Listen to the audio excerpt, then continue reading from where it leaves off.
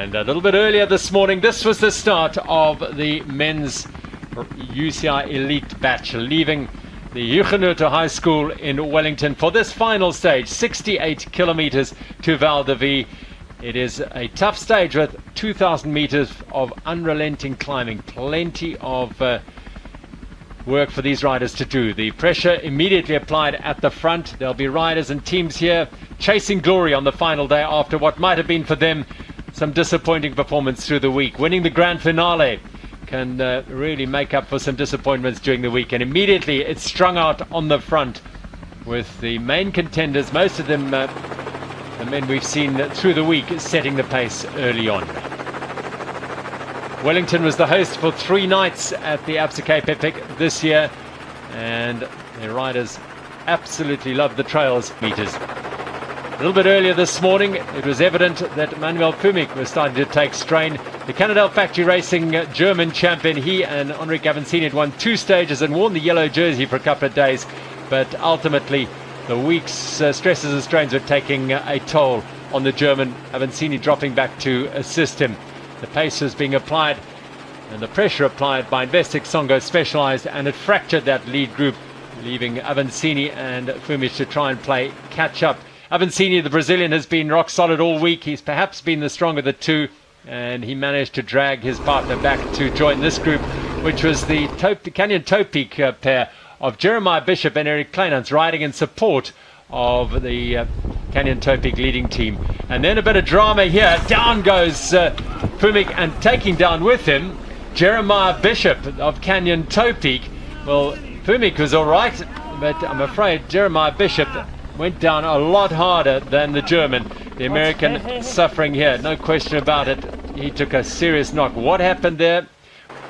So that all happened earlier today, and now we are watching live action. This is the lead group, and it is a fairly significant lead group, and it's an opportunity now for me to introduce our commentary team, a cast that we have here of thousands. Neil Gardner sitting alongside me, been watching the racing from the helicopter and helping us voice in the evenings. Neil, welcome. Thank you very much, Gerald. It's been an absolute pleasure to be here this week. Some incredible racing, and we had really had a good view from that helicopter, and just to witness the changing in the dynamics of the race and the terrain. It's really been tremendously exciting. The last man to sit alongside or stand alongside Jaroslav Gulhavi at the top step of the podium was Christoph Sauser when he won his 5th title. He rode with Gulhavi last year, and he's sitting alongside us this year. Thanks very much, Christoph Sauser, the 5-time champion, for joining us. Christoph? Yes, I had an absolute pleasure watching the guys racing on TV. So I hope you at home, if it's on your Wi-Fi device or now live on TV. Well, they go around one of the very, very low dams here, and we've talked about that through the week, the drought that's affected the Western Cape, and it's left some of the trails very, very loose and rough and rocky as they are. Live on board with Thomas Dietsch on the e-bike as he sits behind the Trek Celis Marco rider, Michele Casagrande. So significant absentees from this group are the Cannondale Factory Racing pair. We saw that crash from Manuel Phumich, and that certainly targeting this stage in particular to win, and maybe backing off in the first couple of or the stages preceding this. Then of course there's the race for overall GC, and none of the riders would even let up for a second to let anyone go ahead. So the racing is pretty frantic with some new players in the mix there. Well, Avancini and Phumich here trying to drag themselves back. Avancini just sitting behind and obviously struggling. Manuel Phumich, who had that crash a little bit earlier today.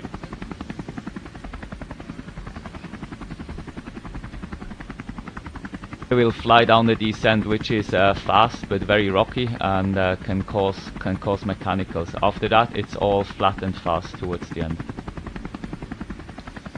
Well, that dynamic of the final day is always fascinating with teams, as Neil suggested there. Trek, Celis and Marco targeting this day. Buff Scott have had a good week. They want to try and get onto the top step. We even had Joaquim Rodriguez and Jose Mida up there at some stage in the top 10. And Jose Mida, a previous multiple winner of this grand finale stage alongside Rudy van Hout. So he decided he wanted to have a bash, but he's not in the mix now. Fumik and Avancini, they're dangling some way off it at the moment. And well, they just just judging by the way they're going there, they're now perhaps given up hope of catching up that group, and are going to trail in to finish the race and be secure in third place. Just 20 seconds between second and third, and it looks like Licata and Heineck might have that second place. They're coming through Avondale here, and the water point at 47 kilometers. It's so fast, and you really don't have the time to open the bar and chew it. Now we just got some time. The riders came through that time check. That's at the water point. It's the 47.5 kilometer mark. Canyon Topic, Investec Songo Specialized, Buff Scott, and Trek Salas and Marcos, Fabian Rabensteiner and Michele Casagrande. Well, it's been a remarkable week from the Investec Songo Specialized combination.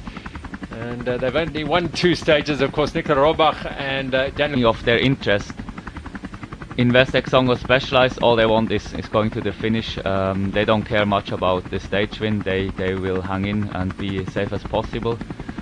Canyon, their interest is riding into second place. That's their main goal today. But if they come with the group to the finish, they always go full gas for the stage win. Buff Scott, they're hanging there. They can't really move to third unless really the Cannondales would battle super hard and maybe get the mechanical. So they're riding more for the stage win, I believe. And then who else do we have? Trek. We have Trek, Celis and Marco. They obviously are on fire for the stage win. They're specialized, so it looks unlikely for them to win the stage. They'll be looking very much towards just consolidating their podium position. They're riding up now a smaller climb here, and then it goes flattish but quite rugged towards the Bone Rattler, the last obstacle of today. And that last obstacle of the day has been really something that we've been speaking about all week, running into the Grand Finale at Val de Vie.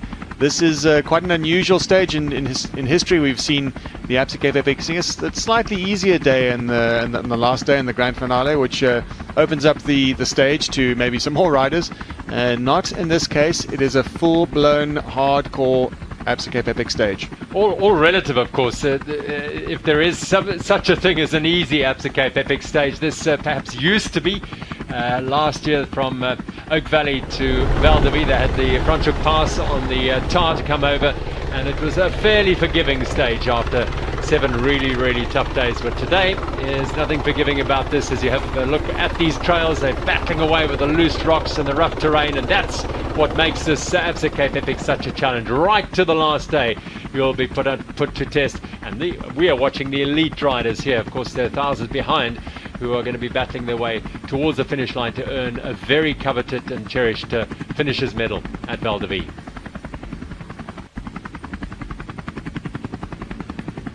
So you may be asking, what of Carl Platt, the former champion, 5-time winner here, of course, in Urs Huber. Unfortunately, they haven't had the week they were hoping for, and they're swinging just on the cusp of the top 10 of the race. One of the South African teams, of course, Julian Jessup and Matthijs Bierkes are the leaders in the Absa Africa jersey competition there.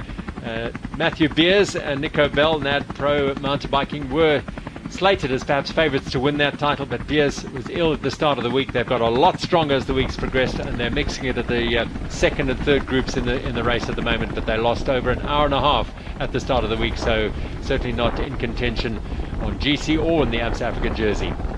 Of the riding by Jaroslav Kulhavy, it seems it could be two things. Perhaps they're keeping themselves out of trouble, or they really want to win the stage today.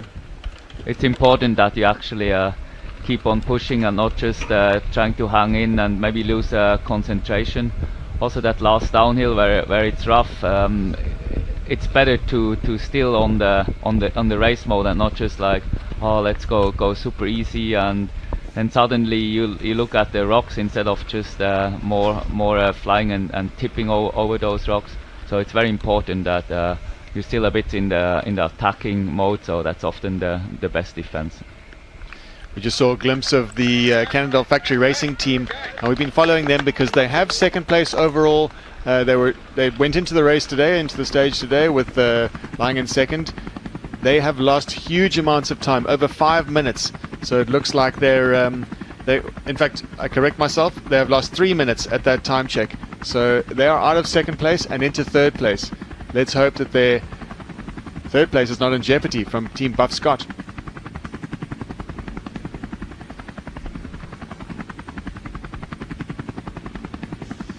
Well, that's confirmation of... Which is definitely the coolest stage of the whole week. Although the prologue or day one, they're the most important to win, especially for your head, for your nerves. You know you're in the race if you've done well. But prestigious, emotion-wise, last day is the best. So it'll be a great run into Valdevie Wine Estate. Valdevie Estate is it's actually a really cycle-friendly estate. A lot of the residents enjoy riding around on the trails. There's some new trails, and in fact, it's not just a cycle-friendly. One of the famous cyclists, famous road cyclist, Malcolm Langer, stays here. And his son is a very promising young rider too. So very much all in the cycling community here. So Trek Cellis Marco, you saw just cresting that climb, had gone to the front after Jaroslav Kulhavý and Howard Grotz had put on a bit of a surge towards the top of the climb, and Fabian Ravensteiner and Michele Casagrande went hard up that climb over the top. There they are on the front of it now. There's no question about their intentions surrounding this stage today, Trek Cellis Marco. Ravensteiner has finished 8th in the Absa Cape Epic. Trek Cellis Marco's Samuele Porro and Damiano Ferraro finished early on from Investec Songo Specialized, who tried to drive it. They took a few teams with them and it just shattered that lead group very, very early on. On their right side they actually can see the finish, but they really have to do that extra loop. For them, if you feel good, it's fine. But I think for some of the back markers, that's gonna be a real struggle still. It's one of the cruelest things in sport is getting around towards the finish, and you can see the finish, but your device tells you you've got another 8-10 kilometers to go and a few climbs. It can be so demoralizing. But for all these riders, I believe the back of the field, our Hyenas, Rich McMartin and Rob Vogel are riding with the very back of the field. They said the spirit out there right now is just amazing. There's a great vibe, and they know they've done pretty much everything they need to do. They just need to get safely through the stage, and they will have an Absa Cape Epic medal around their neck in a few hours' time. It's a very important thing for the riders to take today as a celebration of the week, of the hard week and the hard work that they've been putting in. It doesn't serve any of them to be nervous. And as Christoph Sauser just said, if you're nervous, you're looking at every rock, you're looking at everything that could possibly go wrong, rather than looking at the positive.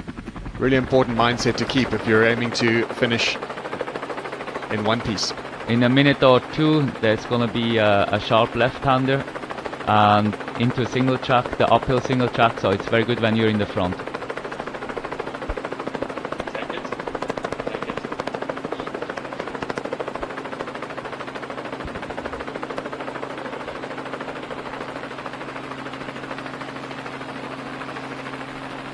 So a little look around from Jaroslav Kulhavý, and there's no question. Lovely to see the Trek Cellis Marco team out here looking for something special. Here we go onto the climb.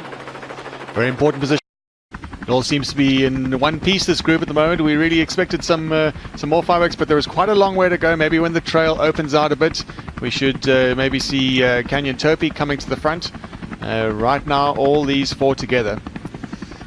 It rained during the night, and it just made the trail, the roads just absolutely perfect for today's race. You also see they're super clean. The bikes are super clean. The chain, it's just perfect, absolutely perfect conditions to race. This is Michele Casagrande on the front, Fabian Rabensteiner behind him, and both have done that Brazil ride and did pretty well there as well. Yes, it's a very good race. It's, as I mentioned, actually the course is harder, the competition obviously way less, and that's what actually matters for the pro. What to have a hard or not hard race. It's much more the competition than the course. We just saw.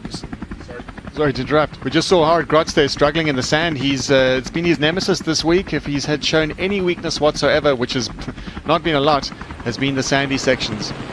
I do believe adding a stage race at the end of the year keeps your shape a little bit longer going. You won't have to train so early already in November, and your body just remembers again, especially towards the end of Absa Cape Epic. You know how to recover, how to activate your body. I think a Brazil ride at the end of the year is a good plan for the Absa Cape Epic. Look at Lecata wrestling with his bike there. On his tail is Christian Heineck.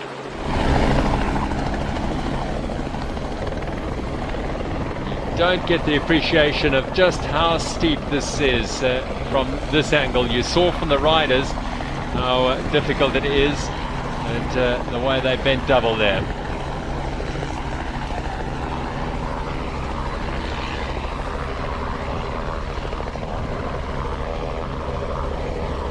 We're with the lead bunch here at the Absa Cape Epic's grand finale as the lead bunch start to, well, they've been on this climb for a minute or two. It's Trek Celis and Marco on the front there, Fabian Rabensteiner and Michele Casagrande. The yellow jerseys of Jaroslav Kulhavy and Howard Grotz behind them. And then the nominal second place at the moment, Canyon Towpeak, Alban Lecata and Christian Heineck, followed by Buff Scott, Pinto and Guerra. And then one lone Trek Celis and Marco rider, Samuele Poro, riding in support of his teammates further up. It's a brutal climb this as they make their way up to the top. Just when you get over the edge there on the left, the track opens up again, so there's no more single track, and we'll see if that group dynamic will change, if some teams from the back will come to the front. In Wessex Songo Specialized, there's no pressure on the two boys. Their pressure is basically image that they can also keep up on the last day, and just riding safe home to the finish. This is a freedom struggle, this climb, and well, there's lots of synergy with the Drakenstein municipality here. Of course, the Mandela Legacy Correctional Facility is no more than probably about 4 or 5 kilometers from where they are now, down in the base of the valley, and it was known then as Victor Verster. And that is where Nelson Mandela was released from. And there's a beautiful statue at the gate, which they may well see as they come down the other side. But this is a struggle of a different kind. Yes, we'll see some views of that, and no doubt the other riders will be focusing on one thing only, and that's the prize at Val de Vie, the podium and top spot, I guess. It's interesting to see the dynamic. We really expected to see more fireworks on this section. As soon as the road opens out, we'll be able to detect who the stronger riders are. One would imagine that perhaps Investec Songo Specialized might feel a little bit caged behind Trek Celis and Marco in this single track climb. But like Christoph Sauser said, it could be that having said that, it looks like we've just seen Investec Songo Specialized. That's Jaroslav Kulhavy has just put in a surge, able to respond. Alban Lecata.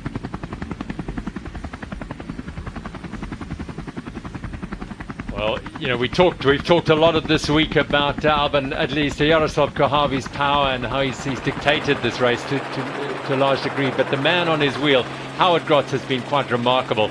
And look at Lecata battling to stay with him. And there's one man who is also again losing his partner's wheel, and that's Guerra. Pinto up the road. As soon as that surge went on, he stepped off the pace. This is makes the dynamic in the group a little bit more relaxed. If there's 3 spots on the podium at Val de Vie, that means that if there's three teams, it means that everyone in that little group will have a guaranteed spot on that podium. Perhaps a little less jostling for position, but it is bad news for Team Buff Scott. his partner will have to drop back, whereas partner Pinto will need to regain let Pinto regain contact, leaving the 3 teams to race up ahead. This serves these teams up ahead very well because, as we said, there's a little less of a jostle at the sprint. But the most important thing here is when they get to the top, they're going to have to descend an extremely rocky section of the trail. It's called Bone Rattler, and there are some massive rocks in the way, and very easy for a rider to cut a tire or have a mechanical on this section. It will be important for the leaders to go first into the downhill. They do a very good job, the two, to lead up here. It's also mentally it's good to be in the front, and the guys in the back, it's not demoralizing, but you know they've showed they had the best shape over the whole week, and yeah, there's the leader's jersey, and that always reflects a bit on your mind when you're riding behind them. It's not long to go anymore. I expect about maximum 4 to 5 minutes, and they have to be back on the wheels of the other 2 leading teams. All these the 2 leading teams are so strong on the flat, and they will never come back, even if it's 10-15 seconds. That's always the dynamic with Jaroslav Kulhavý in the race. If you've missed that train, we call him the Czech Express. Once the train is gone, that's it, it's gone. There ain't no more trains coming on the day. If you miss his express, you haven't got a ticket for it, you'll have to battle away on your own, which a number of the riders are now having to do, the teams. And it's gone from Bub Scott. Very good performance for Alban today, after on and off days, and today's on day again. They'll definitely make it together over the top. A very professional outfit, Canyon Topik. It's quite easy to spot Alban Lakatos. He's a rider who wrestles the bike a little bit more. Christian Heineck is completely smooth, his body hardly moves, but you can see right now, even Christian Heineck, who is known for his very still position on the bike, even he is fighting. The pace is absolutely white hot right now. Heineck is impossible to read. I raced a lot. Climbs hour and a half. He always, if he's tired or not, he sits exactly the same on the bike, the exact same RPM. Suddenly he just rides away, or suddenly he just gets dropped. He's always a surprise. It's often a very good skill to have as a professional cyclist, a poker face, and more importantly, a poker body. It's something that is a skill that a lot of the riders hone, and in this case, Heineck is in touch, the gap between the riders doesn't lie. If you're struggling, you're struggling. But it looks like Heineck and Canyon Topik are very much in touch with Investec Songo Specialized. The power and strength of Jaroslav Kulhavý here, the Czech rider who has 2 victories in the Absa Cape Epic and heading towards a 3rd and a 1st for young Howard Grotz, who rode last year in support of Jaroslav Kulhavý and Christoph Sauser. He didn't finish with his teammate Montoya, but did ride a very key stage for them on stage 6, and rode in support of Sauser and Heineck, and Sauser and Kulhavý then. Canyon has a complete new equipment setup for this year. A new bike, a new fork. I believe it also changed from SRAM to Shimano. So far, a very positive change for them. It's interesting to see the team dynamic here with Jaroslav Kulhavý and Howard Grotz. Howard Grotz has really not put a foot wrong. He has struggled a little bit with the sandy patches, but we had some insight from Christoph Sauser as to the dynamic in the team. Obviously, it's clear to see who the stronger partner is, but Howard Grotz seems to have held his own. Yes, he does. I mean, also Jaroslav, he's always leading, especially on the flat, where Howie can, I don't want to say recover, but he definitely does not have to push as hard as Jaro. So meaning he maybe recovers a little bit better over the last days. Yeah, it's a very, very good recipe. Beautiful riding from both Kulhavý and Grotz. They've almost the perfect combination. Grotz climbs so smoothly and so impressively. There's nothing much that Kulhavý doesn't do well. but he's matched Kulhavi for every pedal stroke through this race. And the result is an 8-minute lead, over 8 minutes as they went into this final stage, and they are just nailing that coffin shut here for the rest of the riders. Certainly, and we're seeing a gap developing already, which is interesting. We expected a well-balanced team. Not matched, in other words, so different is what is the key to their success here, because they both have different strengths. And we're talking about Anneke Langveld and Kate Courtney, and Jaroslav Kulhavi and Howard Grotz here, and they've dovetailed absolutely perfectly. The heat is on now on this descent, and the Carter and Heineck chasing hard to close the gap to Trek Celis and Marco. Right now the gap doesn't look like a lot. It's perhaps just a matter of seconds as they go into the Land Rover technical terrain section, the Bone Rattler, but just a couple of seconds with Kulhavi in the lead can make all the difference. I imagine they will come together towards this downhill. If you're in the back, you just see the front guys and you just open the brakes just a little bit more. Yara and Howie, they don't want to risk. To get the balance right between pushing hard and not too hard, a little foot off there on the inside from Kulhavi, just making sure that it gets safely around the corner here in your desperate effort to get back. There's a problem. Looks like they've got an issue with 2 helicopters above them. So yeah, you can't blame Alban not knowing what's going on behind him. You're so much quicker fixing it together. One can bump the tire, the other guy can plug if it's a flat tire. So you can almost cut the fixing time in half if you're 2 experienced riders together. Well, in this case, it looks like a who dares wins situation. Trek Celis and Marco, they're going all in for the stage. They get promoted to second place overall. And that's the key, that pair of Avancini and Manuel Fumic, Cannondale Factory Racing. That's where the race is for the second spot on the podium. Just 20 seconds between the 2 teams going into today's final stage. Fumic has had a fall, but he goes over the Land Rover technical terrain or through the arch now, and they'll descend. It seems like they recovered quite well and yeah, having a steady, good pace. If they get down this downhill safe, they secure their podium spot today.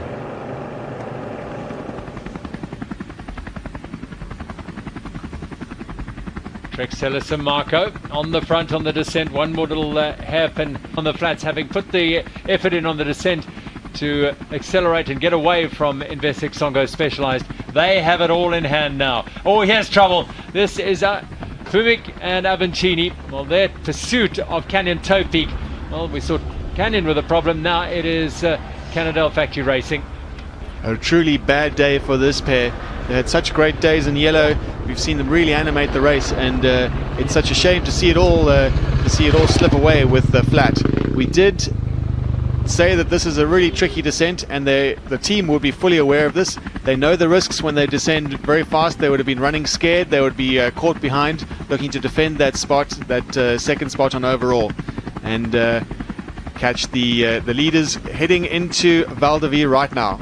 Now this is the first turning into the estate called Pearl Valley, and it is part of the greater Val de Vie development. And look over their shoulder, they'll be delighted. Casagrande and Ravensteiner now are on the road to victory here in this final stage. They'll share a bit of work here, do a bit of drafting, and drag all the way along this nice smooth piece of tar. Every little second for them will count. They know the danger behind them. They know that Jaroslav Kulhavi would have it in him if he has them in their sights, if he wanted to turn on those afterburners. It's very nice to see that Trek Celis and Marco doing well this year, and they're so committed to the Absa Cape Epic. They're not afraid to spend huge expenses to come here with 2 teams. It's already the 3rd year. Time split. This is the little section between Pearl Valley and Val de Vie.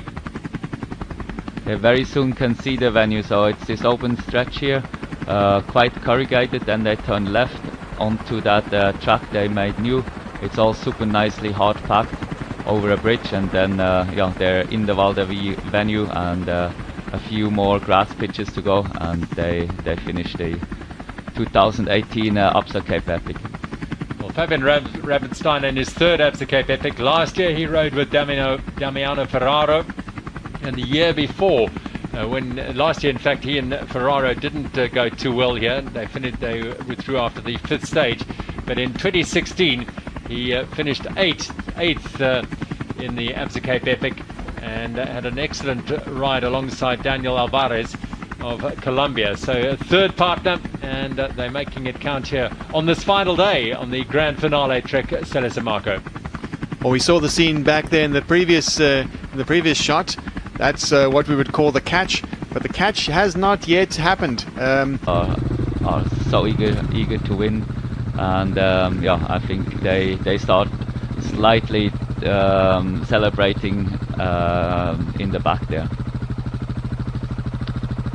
Little indication there that they're going to turn right. This is a part of the development that is still being prepared for further development. The Valdevi Estate, beautiful place to live here in this Berg River Valley. There they come, Kulhavi and Grazia.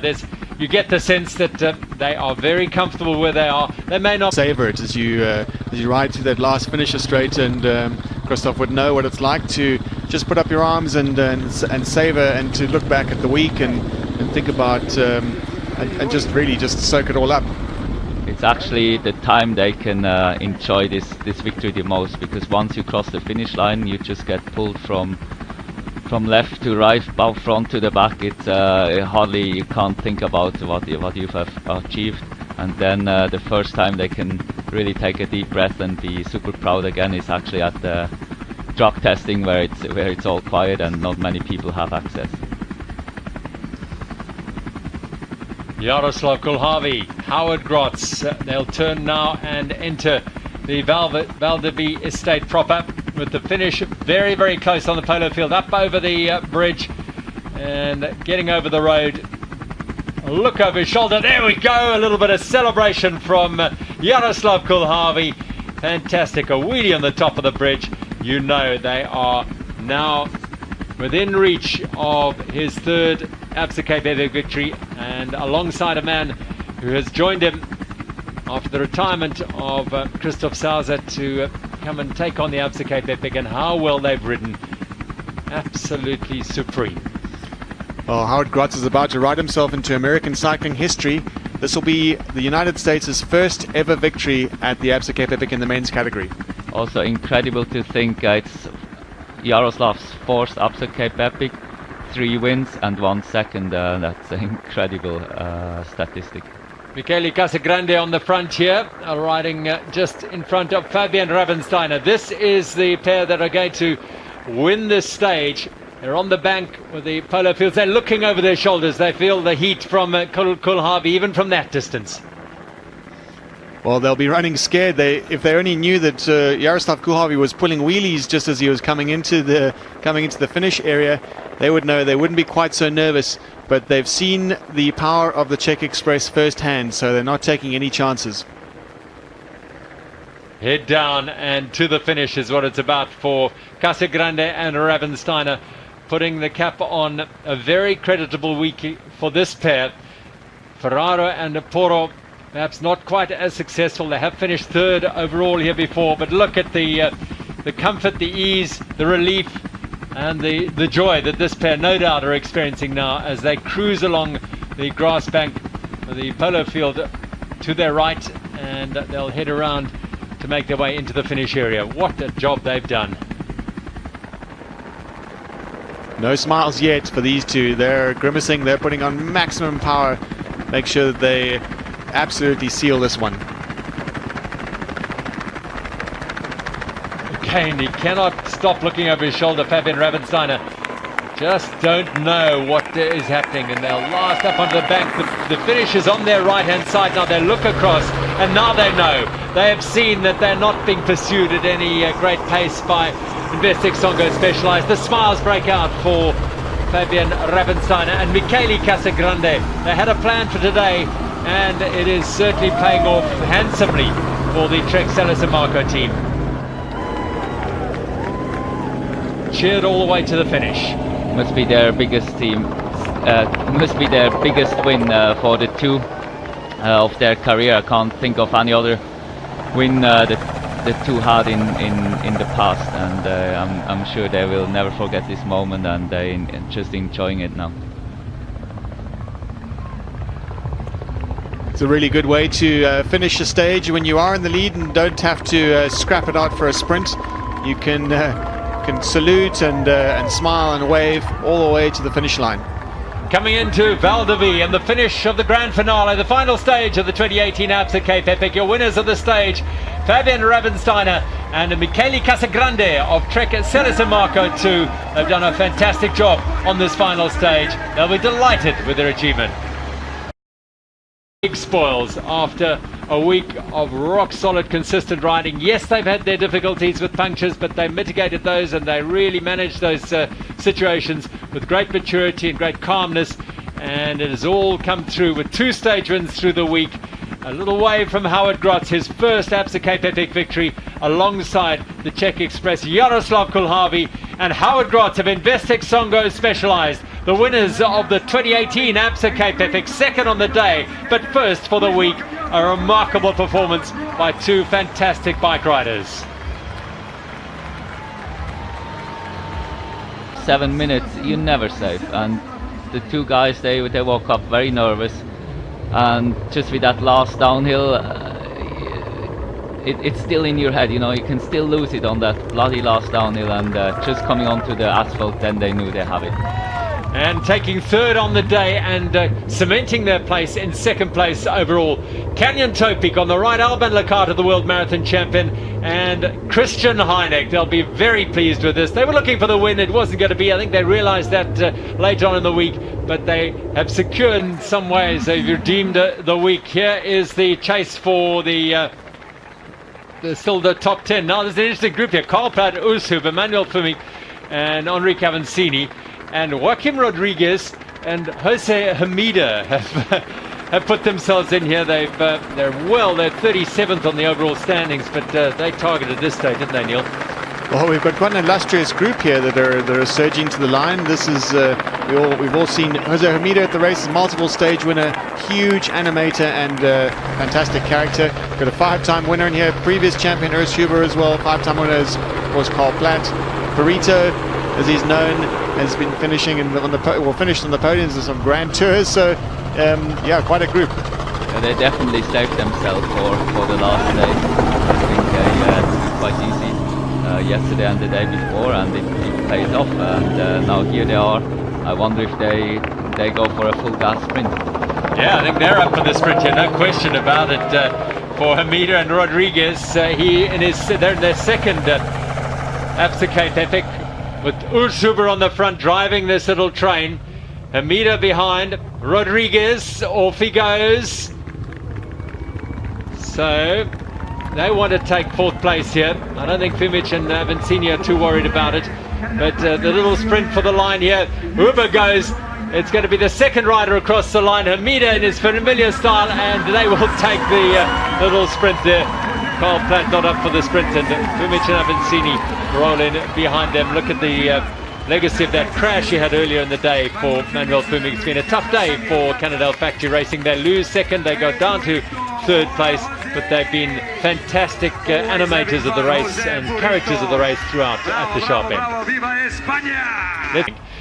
Because he wants to come back and win a 6th title. No, Jaro, Christoph, fantastic performance by Jaro, and the way he's performed here, dare I say it, 5 wins is not out of it.